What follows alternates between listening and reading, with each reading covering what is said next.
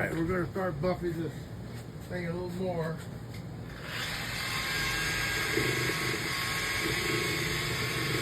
Take my time with it. Don't want to burn the plastic. Turned out pretty good.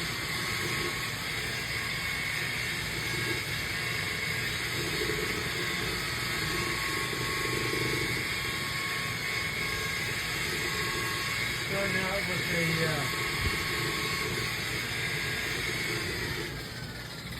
a rubbing compound, which is the heavy duty cleaner.